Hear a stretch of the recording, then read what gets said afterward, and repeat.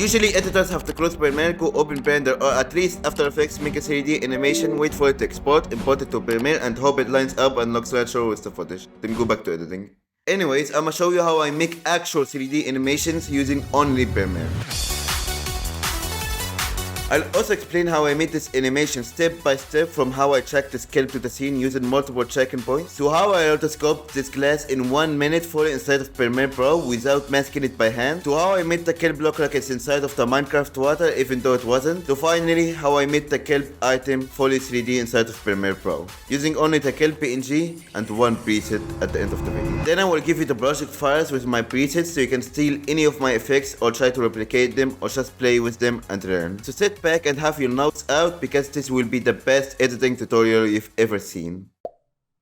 As you see here, this is actually real. If I disable this, here's the raw footage, there's lesson over there. And then when I enable it, there's 3D over here. It was for a YouTuber who had like 2 million subscribers, so I had to make it good. As you see, if we go here, you're gonna see like the actual kelp. It's like a kelp item. If I disable this, it's 2D. If I enable this effect, it's 3D. So this kelp image was the only thing that I used. I didn't have to download any 3D objects, didn't have to go to Blender, After Effects, anything. I just added this effect and it became 3D. So now quite easy, if I want to, I can make an animation where it does 2 360s, and then if we play the animation, it does 2 360. And you will be able to download this whole animations project file at the end of the video. So let's get into how this animation was made. But first of all, let's disable the 3D so we can go into the other stuff first. Even without the 3D, there was so much that had to be done because this water is in the rear, it wasn't behind the water. I had to make this water look clear, and then it had to be tracked to the scene because otherwise it wouldn't look realistic. It would look something like this.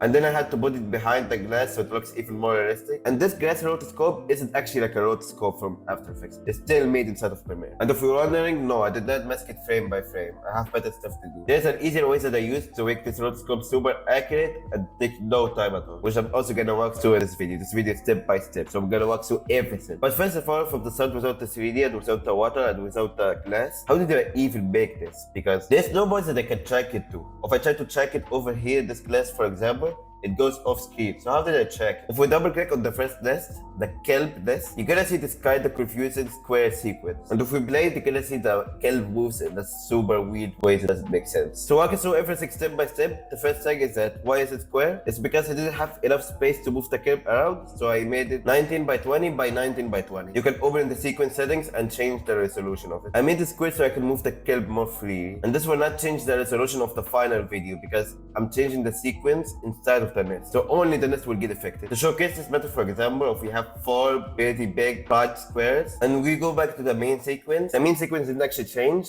but we can move the nest around and it has more space. We couldn't fit all of these squares inside of the nest if we didn't change the resolution. But now we changed it, we can move it around, we can scale it down, and it's an actual square resolution. And it does have enough space for whatever we want to show, and then we can zoom into the parts that we want to show or move it around. And now we can move them around to showcase them, and they will go off screen because they're bigger than the main sequence, they're bigger than the final video, but you can move it around, and this is useful for this animation because we will be tracking the kelp to the raw footage. And in the raw footage, the YouTuber moved so much that we can't fit all of the movements inside of a normal 1920 by 1080 resolution sequence. So we just made it bigger so it can move around when he's moving around the room. And also if you notice here, it's kind of scuffed. There's some shadows over here. This is because I wanted to give you guys like the project files. So I basically I generated the animation out, so we have like kind of the raw footage. So now after you watch the video and download the project file, you can try to make it yourself. Going back to the kelp though, breaking down what actually happens. If you notice, the kelp goes up, goes closer to the camera and to the right, and then drops down,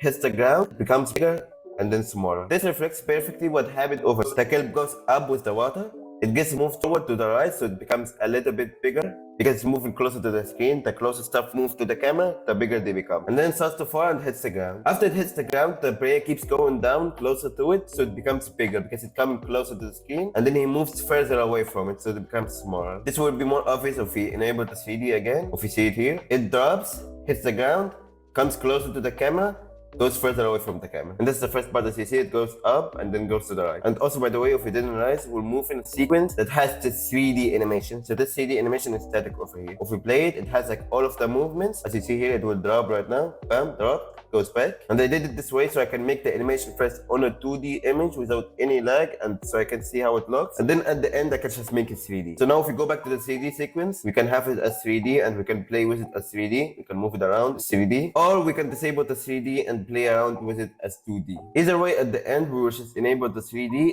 and export the final animation. So as you see here, there's a lot of transform effects. The first one is a pop-up animation. There's the clip over there. It pops up. This is it. I have disabled all of the transforms so you can enable them but go through them one by one. So if you enable the next one, this one makes it go up, slow down at the top, and then go slightly down. It will start bouncing at the top of the water. If you see at this animation I made, after the ender bear hits the water, it goes up and then down and then up and then down. I didn't want to make it this bouncy in this situation because it's kind of a more explanatory animation and it was moving kind of slowly. It wasn't like a realistic animation, but it still added a very slight bounce at the end. And then into the third transform, it basically moves it to the right and downward. The reason it moves this downward is because in this camera angle, as you see, this is kind of the direction of the water. As you see here, it's kind of diagonal because he's at the top looking downward on it. So if an item wants to go through the water, it will go with a downward movement like this. And then this transform basically makes it fall. Now it doesn't fall as extreme as it did in the actual sequence, and I'm gonna show you why in a minute. But this is a movement where it falls. And then I have some directional bars that I added to make it look like it's falling faster. And then the last transform we have is the scale transform. It made it start off big because it was closer to the camera.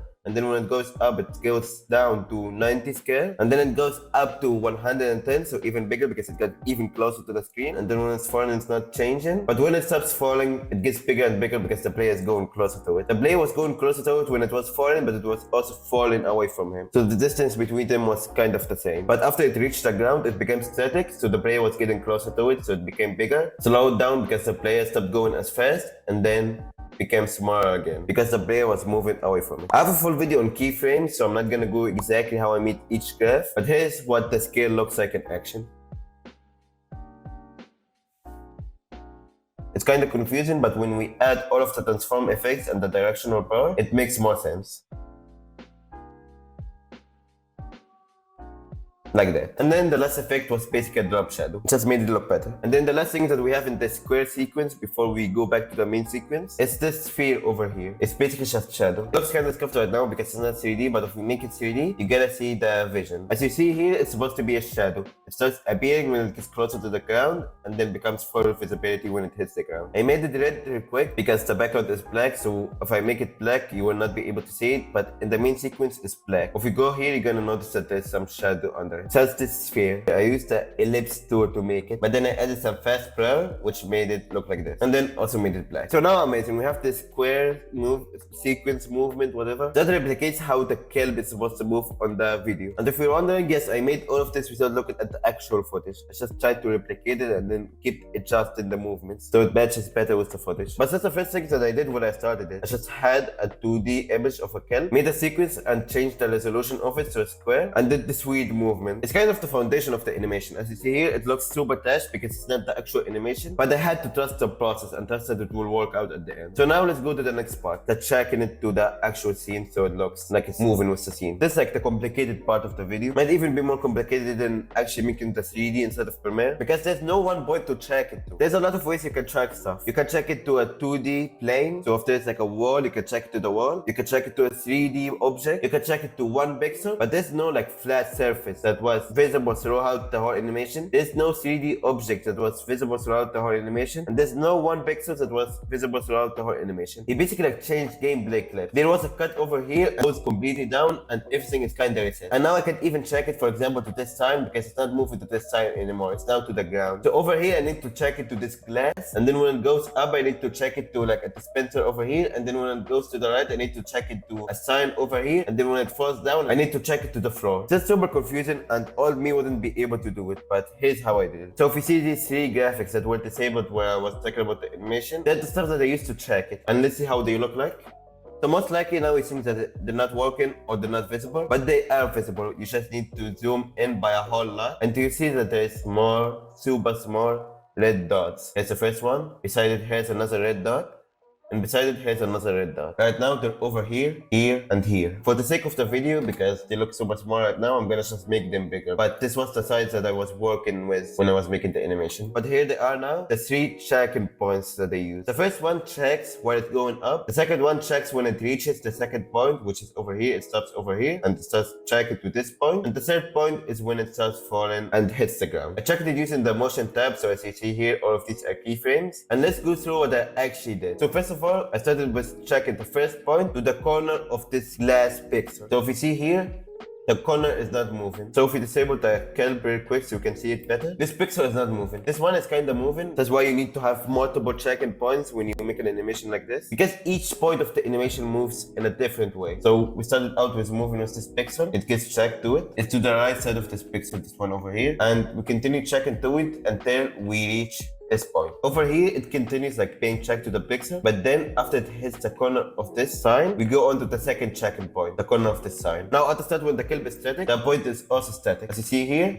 we went from checking into this pixel to checking into this sign. Now the kelp is no longer moving with this glass block over here, it's moving with this sign. This makes it look more realistic, like you try to get the closest point that you can check it to, closest to the animation. If the animation was done over here in this corner, then we will check it to this corner, we will check it to this point over here. If it was done over there, if the animation is done over there, we will check it to this point, the corner, or we will check it to the dispenser, we will check it to the closest point. So the two easiest closest points that I found with this glass pixel and this sign over here. Now after we go into the second check-in point and we start checking it to this sign, it starts falling, and now it's falling. I cannot make it continue checking to this sign because if I do that, the kelp will not actually fall. So what I done is I made it check to it horizontally. So in a rough way, they both are on the same vertical line. If you see this line right here, after it starts falling, it goes to the same line vertically as the sign. It's also like at the start, but the line like move, but they're always like at the same vertical line. This is because like the player was moving his camera to the left, so the sun was moving to the right, so the kelp animation should also move to the right. But here it was kind of a freestyle. I had to make it fall. I did that with the motion keyframes. There's like some space over here because it's kind of a freestyle. It's nothing that I'm checking it to exactly, and that's just made it move slowly downward using this kelp animation as a reference. So here is the kelp animation.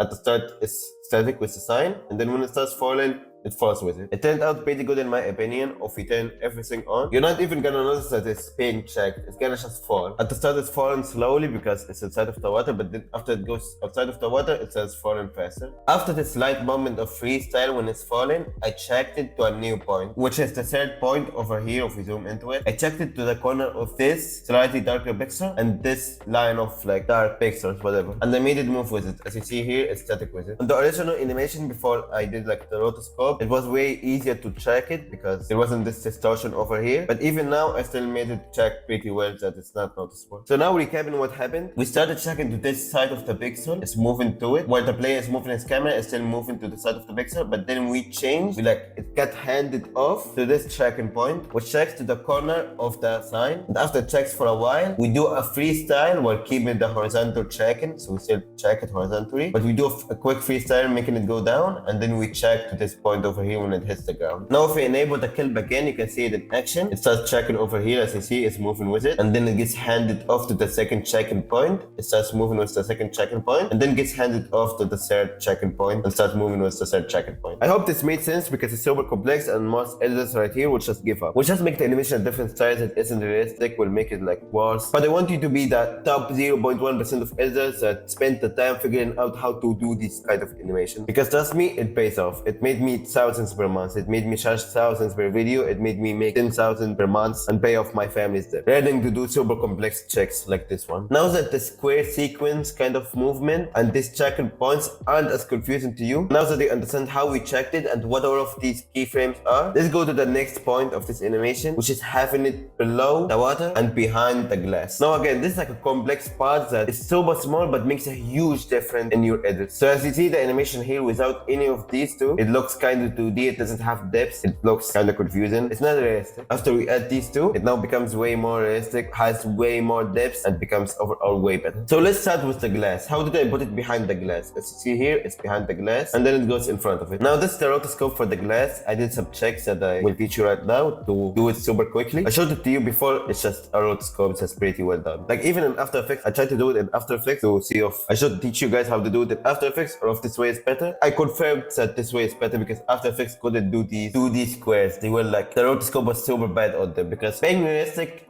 This is super hard to rotoscope. It looks super close to a lot of stuff around it. It's all blue. It has like a lot of shades of blue, but it's also the same shades as this cobblestone. And most editors, even great ones that you follow, will just assume that it's impossible to do. But not me, because I'm way greater than them. Now, first of all, this bottom clip, basically the point of it is to invert what's happening on the clip above it. So if we put a square over there, it will make the square transparent. The way that I did that is that I added a check matte V, and it basically shows everything inside of the layers that you select. So if we select the video 3, this is the layer video 3, and it has a square, so it shows only the stuff inside of that square. If we add a sphere, it will show the stuff inside of the sphere. If we move the sphere around, it will show the stuff inside of the sphere and the square. It basically turns this red, turns anything that isn't transparent into this video below it. And the video is the gameplay footage. And then after we did that, we clicked on reverse, which basically now turns anything that isn't transparent in the layer above it into transparent. So if we add a square right here, everything else is transparent except the square. But when we enable this, everything is visible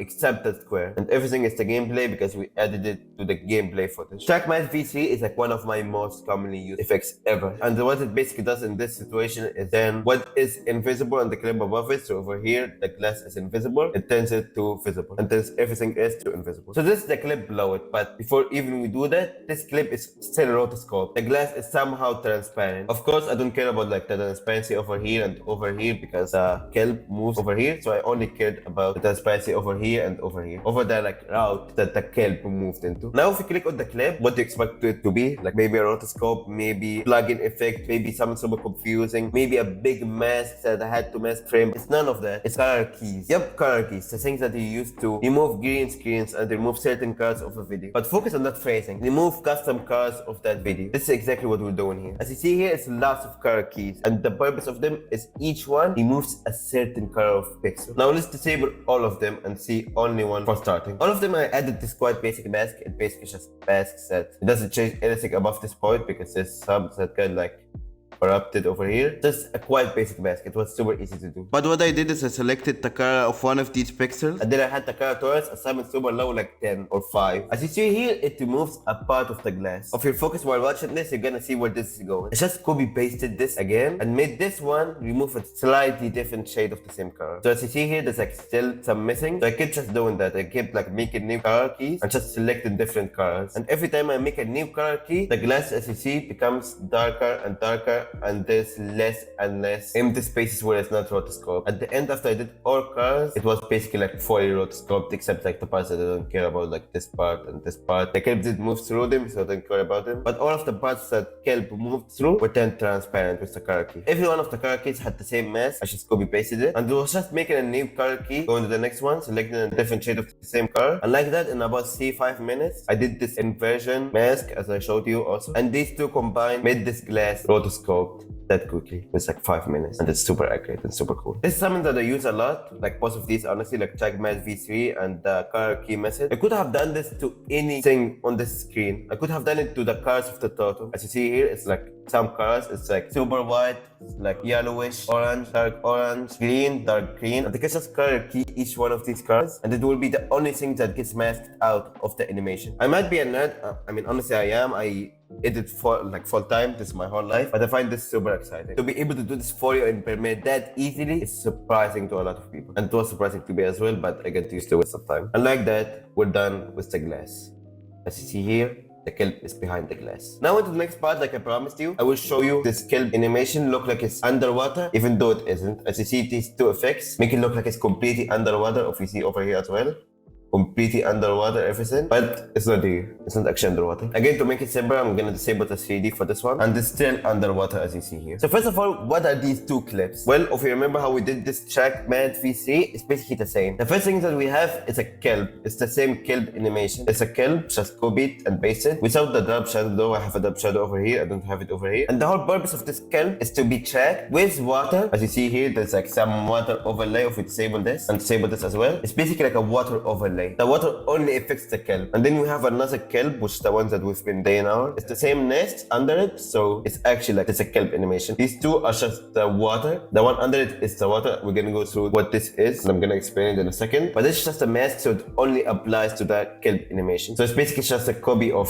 this one, of this kelp animation. I just copied it and put it above, just remove the drop shadow. Okay, so this kelp is to be masked. What's this one? It's the actual water overlay. So as you see here, if you click on it, it's also a nest. And there's two water BNGs over here. If you just remove all attributes from them, you're gonna see that this is like a water BNG that I made myself. It looks super outdated, the colors are not correct, but it's a water BNG. So I just started with this and started like, okay, I'm gonna edit it to make it look better with this scene. The first thing that I did is I rotated it 20 degrees because if we go back to this scene, the water is kind of rotated to the same angle. So I'm just trying to keep like the pixels of the water aligned with each other. It's not perfect, but nobody cares, nobody noticed. You should only focus on the stuff that matter. And the second thing that I did, which actually mattered, is I lowered the exposure of it. As you see here, I have it at minus 1.2. If we just make it super bright, you do the same animation. As you see here, it doesn't look like it's underwater. It wasn't the same shade because like this lighting and there's a lot of stuff that are confusing. There's like angles of Minecraft, there's like shaders, lighting, whatever, like it's color correction, a lot of stuff. So it was basically like off color. So what I did is I basically had this gameplay clip under it and just lowered the exposure until it looked like it made sense. It made sense to me at 1.2. It looked the most similar and I just went with that. And if you see here, it makes it look more like it's underwater at this color shade. And since it's so far, like this could have worked. But if we go over here, as you see, this side of the water is darker shade. And this could have worked, nobody would have noticed, but again, it's the small details that add up and make the huge difference. So what I did is I basically added this another layer of water, which was slightly different. So let's just disable the mask for now. I made the angle be perfectly, I mean not perfectly, it's like off by 1 degree, but I made it be basically like 90 degrees. This is because the water over here, the pixels as you see them, they're going down and up, they're vertical. This one here was kinda like horizontal, like at an angle. This one is perfectly vertical. And what I did is I made it even darker to match the dark tone of this. After I did that, I added this gameplay clip and I added a mask. The mask basically masked this like part, like basically like a cross section between these two waters. It didn't have to be perfect at these parts and over here because like the intersection is the only parts that matter because it's the parts that the kid will be moving through. So I just made this like this part over here good. What I did after is I copied this mask, went to here, pasted it, and added invert. What this did is that it's basically now an actual intersection. As you see here, they're like moving perfectly. It's an intersection. Like this one ends where this one starts. Because I'm using the same exact mask. If I try to mask it twice, there might be some like parts where both of them are visible and some parts where neither of them are visible and it would be like choppy. But if I just copy pasted it and inverted the mask, it will be a perfect intersection where they're like perfectly like there's no pixels between them that are either empty or overlapping. I hope that made sense. But right now, after doing all of that, you're gonna see that this is basically like what it looks like. If we disable the gameplay clip, you're gonna see what it looks like even better. It's a super similar recreation of this water. As you see here, it's a recreation of it. And I think I did like a super good job, honestly. Like shout out to me. And this is what it looks like in action. Recapping, these two are just like the water overlay. And as you see here, this is the intersection. It's only visible where the kelp is because I'm using this kelp with a track matte v3 to actually put like the water overlay. If we disable this one, it will be the full water overlay. If we disable this one, it will be just a kelp. With track matte v3 and both of them, it's only the water overlay where it's important. And then we add this kelp effect and it's all water overlay. The last thing that I did is basically like just add the quick mask over here when it's falling up. Over here, it doesn't look correct, but that's because we're not using the 3D. If we turn in 3D again, as you see, it will look super accurate. You will not be able to see the end of the mask. And that's just a quick mask that masks it out, and then it ends over here when it goes fully out of the water. And this is how I did this water overlay effect. I recreated what the water looked like over here and check matte v3 it to the same kelp animation, just copy pasted it and did a check matte v3. So now it looks like it's underwater. Now adding up everything that we did so far, we have this kelp that will go up and then to the right, then falls down, and then we add this water overlay and this underwater until it falls down and then goes outside of water. And then we add this glass and this behind the glass goes up, moves to the right, goes down.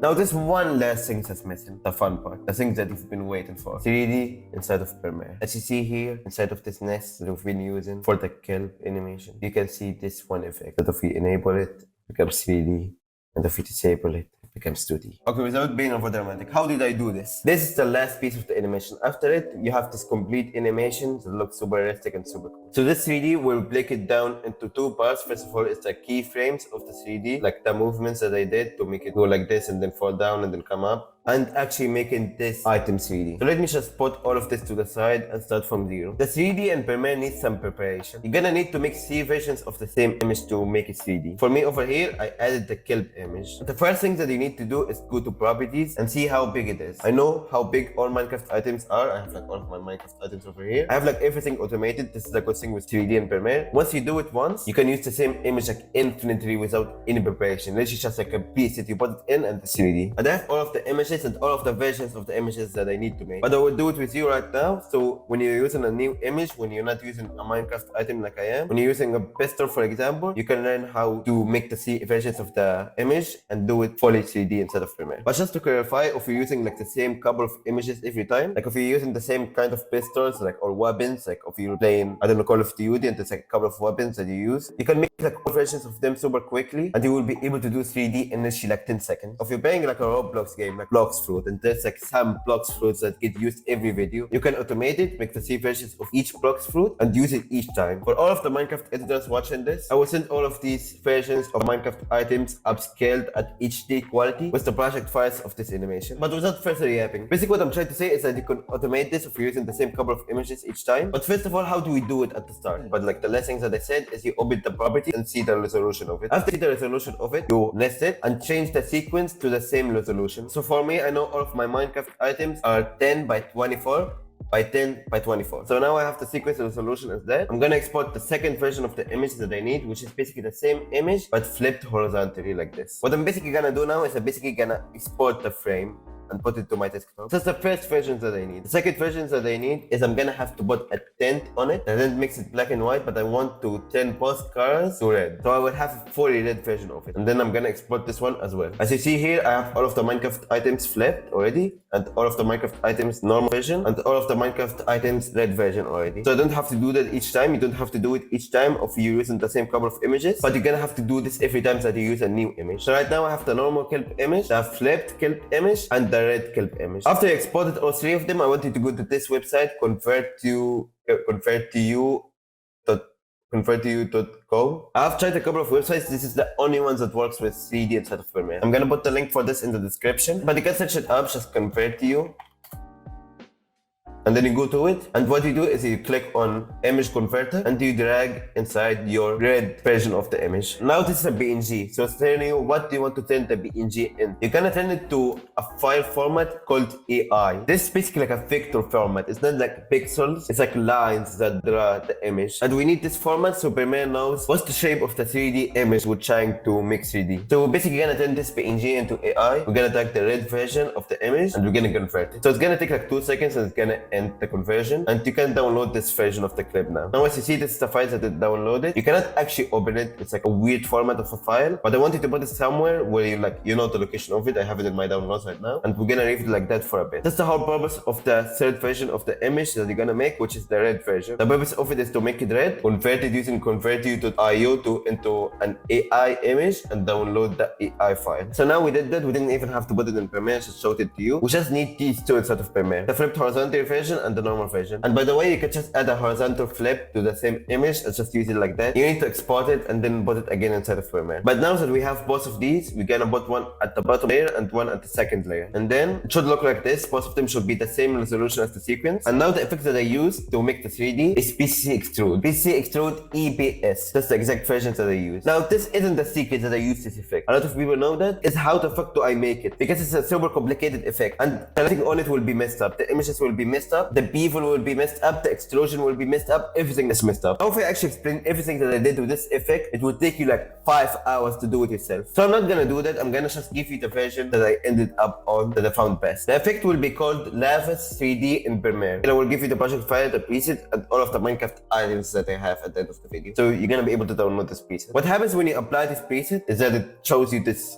text: external file not found at the previous location. whatever. You're gonna go down, as you see here, the BCC effect. You're gonna go down and click on load on external file. You're gonna load an external file. And then you're gonna go to the location of the AI file. So here's the AI file which just downloaded. And now what's gonna happen is that it's gonna be kind of 3D. You cannot see it right now because I still haven't rotated it, but this is 3D. The second thing that you need to do is basically just disable the first clip, like the one at the bottom. And now here's what the clip looks like. If you go down to transformations, you're gonna see all of these orientations and stuff. You can rotate it around, rotate it the other side, rotate it like this. You can rotate it at all angles. You can move it around to the left and right, and this fully 3D. Now if you're doing this with a different image, you're gonna need to do some adjustments first, because the preset has like the kelp image color. But if you're doing it for a pistol, for example, it's gonna be gray or like dark black. So basically, to change the color of the size of the 3D object, you click on side material, you scroll down and see these three colors. You're gonna change them. What I like to do is like pick the darkest color of the image and then I darken it even more, and then I copy the same color for